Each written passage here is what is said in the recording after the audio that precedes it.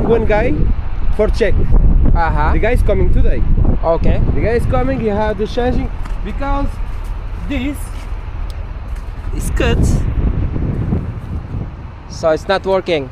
No, no. I need changing. It's too expensive. It's too expensive, huh? 2,000. For the wire. Yeah. And this for the body. Not too much. Made this too much, and this here. Look, because all this is broken. All this is broken. Uh-huh. This is broken. This is broken. The computer is broken.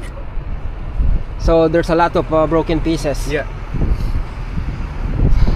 It's gonna be total? I don't know.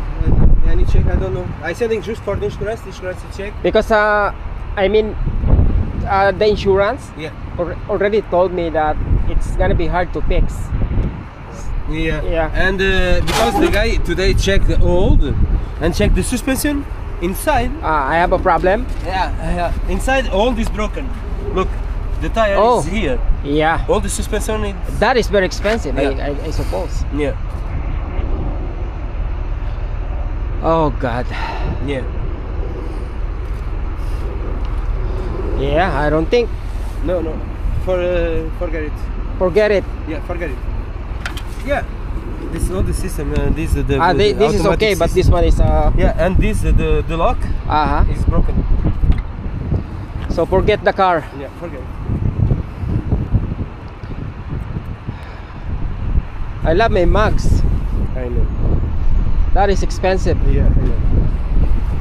Can I take that? Oh, seriously? Can I take the mugs? I don't know. Check about the insurance, the guy. You take the magma, you put the new, put the old. For the old one? Check about the guys. Yeah. But check today or tomorrow because the guys he take the car. Okay. The guys is take the car after. Or today check the new car about the same mileage. You have the price. Check in Kijiji. I already did.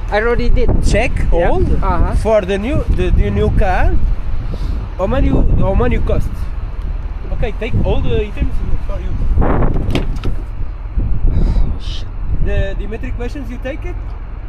What? This? The plate? Yeah, I will take my plate, right? I can still use that. Yeah. Okay. Can I borrow something to remove it? I check. Yeah. So take all the items for you because the insurance is sending the remote for take the car. Okay. After. They're gonna. Oh, I see. They're gonna pick up the car. Yeah. Okay.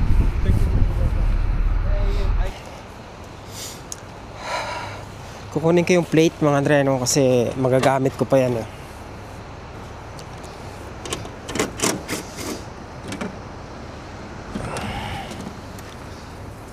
Thank you, sir. Thank you. You have. Gusto kong kunin tong ano mga Andre. Ito. And the mirror? The camera? The camera and... You take it? No, I think I will leave it. Yeah. Wasak na wasak pala siya mga Dre, no? Tsaka ito yung hindi ko napansin mga Dre, no? Na talagang dumikit na siya rito. Naputol na yata yung ewan ko dyan mga Dre, no? Bumagsak na yung gulong. Nasabihan na rin ako na kumbaga kalimutan ko na mga Dre, no?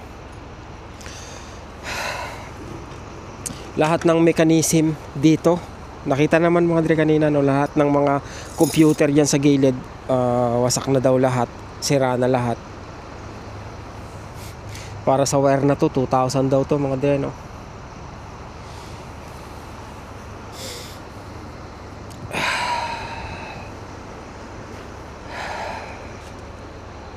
Nakakalungkot din kasi nga nakasama ko siya ng ilang taon din mga Dre, no? Kumbaga iningatan niya rin ako. Nakakalungkot din. Ngayon ko lang na-realize mga Dre, no, na ano, ngayon yun nga, yung nakakamiss din yung sasakyan ko mga Dre, no? Eto, sa gilid ng kalsada, di ba? Pagkatapos, asan yung isang ano ko? Asan yung isa? Eto, sa Toronto. Di ba? Ilang beses din siya sinubukang karnapin, mga Dre, no? Pero walang nagtagumpay. Ang nagtagumpay, yung bangga, mga Dre, no?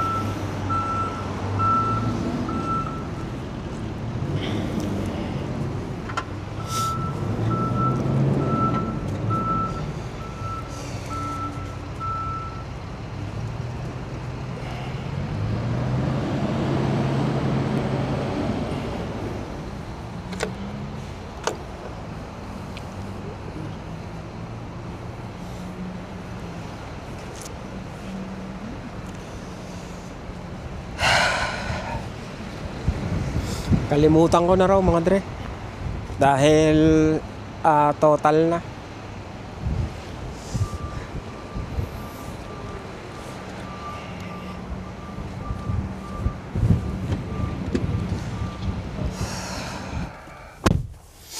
That's it. Peace tayo. Marami nagsasabi, mga Andre, no, hindi rin ako marunong tumanggap ng ng negative na comments. Pag negative na comments, basher na daw. Hindi ko naman kayo nilalahat, mga Andre, no. Tsaka isa pa, tumatanggap ako ng negative comments. Kaya nga ako sumagot, mga Andre, no. Kaya nga ako nagbigay pa ng kalinawan tungkol sa nangyari. Nang sa ganun baka sakali, maging open-minded kayo kung ano yung naging sitwasyon, 'di ba? Pero hindi matatapos, mga Andre, no. Kahit ano pang paliwanag ko, talagang may mga taong sarado yung isipan. Pero bago ang lahat, hindi ko na kayo papasagutin, mga Andre, no. Yung daanan na yan, one way, single lane. That's it, mga Andre, no. Wala na kayong bawi dyan. Eto, mga Andre, anong tawag dito? Kasi etong anong tawag yan, mga Dre, etong Explorer na rental, kumbaga binigay nga sa akin ng insurance ko yan dahil sinabi nila na malabo nang magawa yung sasakyan ko. Kaya binigay nila sa akin yan at ang pagkakarenta niyan ay good for 1 week lang. Ngayon, ina-assume ko, mga Dre, na bago matapos yung 1 week is lalabas yung parang written notice na siguro o kaya yung offer nila kung magkano yung ibabayad nila doon sa sasakyan ko. Nagpunta nga ako doon, tapos yun, hanggang ngayon wala pa rin, mga Dre, no? Siguro bukas, hopefully bukas dumating na. Kasi nga, malapit ko nang isoli itong Explorer na yan. At pag sinoli ko yan, syempre, wala na naman akong service, mga Dre, no? Pero, may maganda akong nalaman doon sa dealership kung saan ko kinuha yung Honda, mga Dre, no? Kasi nagpunta kami ron. Pagkatapos, kinento ko nga doon sa agent kung ano yung nangyari. Sabi niya, may replacement insurance ka ba? Sabi ko, oo. Sabi niya, okay, that's good. Pagtapos na yung rental mo ng 1 week, tumawag ka sa replacement insurance mo. Sabihin mo kailangan mo ng service, bibigyan ka nila. At good daw yun for 1 month yata, mga Dreno. Tapos eto nga, nakita ko tong coverage notice ko para sa replacement insurance ko. Binibigyan nila ako ng $50 na allowance every day for a total of 1,500 para sa leasing ng service, mga Dre, no? So, ibig sabihin 30 days, mga Dre. 50 days. $50 per day, which is pabor na pabor sa akin, mga Dre, no? At may magagamit pa ako, 'di ba? At ngayon, pagdating naman dun sa anong tawag yan, undecided pa rin ako, mga Dre, no? Hindi ko pa rin alam kung anong sasakyan kukunin ko, kasi nga sobrang mamahal ng mga sasakyan ngayon, mapa second hand o mapa brand new, hindi nagkakalayo yung presyo. Tapos inisip ko, gaya ng sabi ko, mga Dre, no, inisip ko na bibili ako ng sasakyan cash $10,000. Ayaw maniwala. $10,000, $5,000 para wala na akong bayaran na mga Dre, no, wala na muna akong bayaran na monthly. Somehow pabor na pabor sa sitwasyon ko yon, mga Dre, no. Pero ang sistema nga is pag ginawa ko yon, hindi ko naman makukuha yung gap money o yung yung sa gap insurance ko. Kasi po, kung matatandaan nyo, ito nabanggit ko nga mga dreno, yung tungkol kay Joy na nung nakaraan, na total din yung sasakyan niya. At binayaran siya ng insurance niya. Pero yung gap insurance niya, may pera siya ron na hindi niya nakukuha hanggang ngayon kasi hanggang ngayon hindi pa siya kumukuha ng bagong sasakyan. At isang bagay pa, yung sasakyan na kukunin mo dapat is kumbaga, yung gap insurance mo, yung insurance mo, may ibibigay sa'yo na dapat ito yung sasakyan na bibilin mo. Ito yung, may presyo mga dreno, let's say, minimum of 25,000. Yun dapat yung kunin mong kapalit ng sasakyan mo para makuha mo yung pera. So, malabo yung iniisip ko mga dre, na kumuha ng mumurahin sasakyan. Kasi nga, hindi ko makukuha yung insurance money. At, napakamamahal na sasakyan dito, hindi ko alam. Sa US, hindi naman yata ganito mga dreno. Imagine talagang yung second hand tsaka yung brand new. Tapos may 50,000 miles na yung second hand, no? 50,000 kilometers na. Mas mahal pa rin. Kumpara sa brand new, mas mahal ng $100. Minsan magkapantay. So, ang hirap mga dreno. Ang hirap mag-isip. Marami na namang magko-comment dyan na huwag ka na magsasakyan, wala ka naman pera, di ba? Hindi ko nga raw mabayaran yung yung sasakyan ko eh. Tapos nag-iisip pa ako ng brand new, di ba? Nakakatuwa naman. Anyway, so yun ang update mga dreno. Tingin-tingin, malaman kung saan papunta. Pero, ayun nga, kahit pa paano mga dreno, pumapabor sa akin yung pagkakataon. Kanina yung lalaki sa garahe mga dreno. Kumbaga, nag-aalanganin pa siya na sabihin sa akin na total na yung sasakyan. Parang naninimbang siya kasi nga, syempre, malulungkot ako, di ba? Parang ganon. Maya-maya siguro naisip niya na, okay lang siguro. Kaya sinabi niya na, forget the car. Tapos yun, nakakalungkot din mga dreno, kahit pa paano.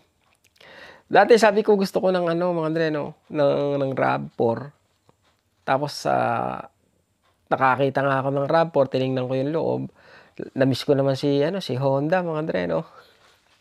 Gusto ko pa rin sana mag Honda.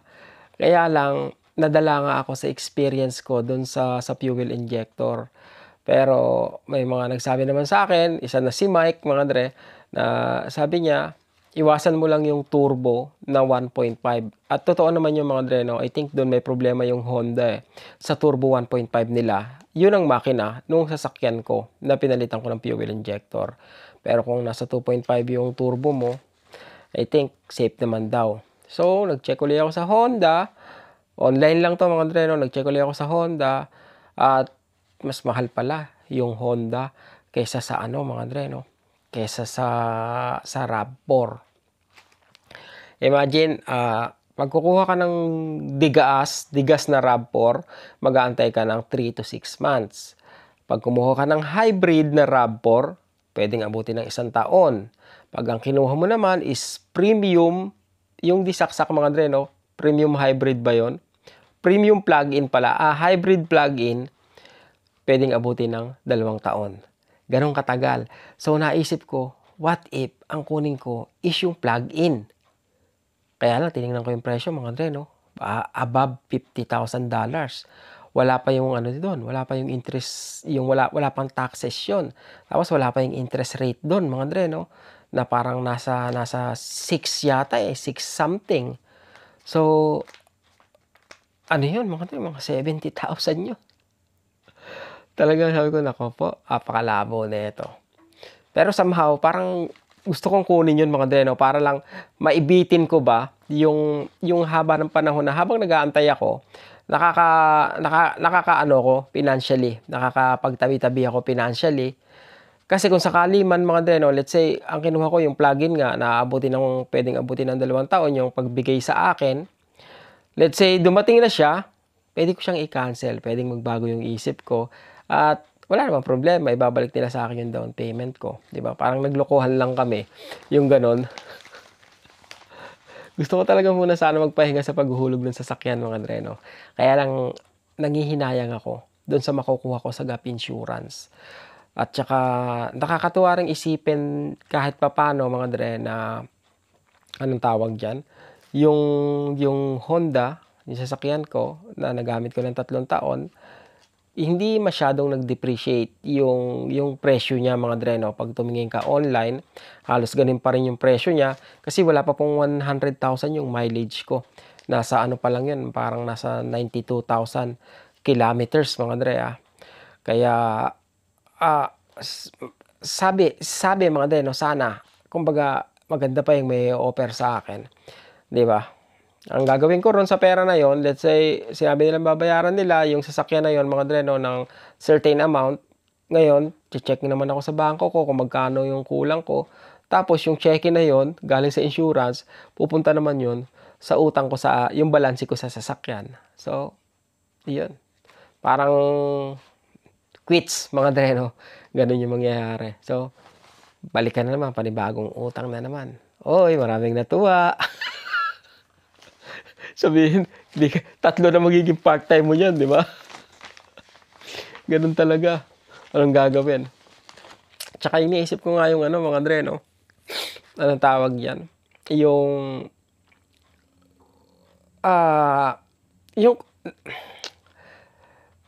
kasi pinagkukumpara ko mga dre, oo nga, makakatipid ako definitely, di ba? Makakapagtabi-tabi ako. Ang sistema naman, makakapagtabi-tabi ako kung hindi pa ako kukuha ng sasakyan, di ba? Pero yung abala ba, pagpapasok sa trabaho, tapos mamamalengke, magpa-part-time, yun yung mga mga dre, no? Yun yung mga bagay na mahirap presyohan, di ba? Yung oras na nauubos mo sa maliliit na bagay na ginagawa mo na dapat mabilis ka kung may sasakyan ka. 'Di ba?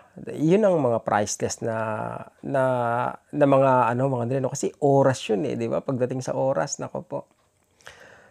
Mas marami kang magagawa kung may sasakyan ka. Sa loob ng isang araw, ang dami mong pwedeng matapos dahil ang bilis mo mga dre, no? Pero kung nagko-commute ka, nako po, inang, 'di ba? Maglalakad ka papunta sa sakayan, mag-aantay ka, bababa ka, maglalakad ka, yung gano'n, no? Anyway, hindi maintindihan 'yan ng iba mga dre, no? Peace tayo. Parang dapat lagi ka may disclaimer, 'di ba? Sabagay, ganun talaga. Anyway mga dre, no, yan lang muna yung update ko at maraming salamat sa inyo. At yan ang huling pakikipagkita ko kay SP mga dre, no? Kay ating Honda Civic. Honda Touring.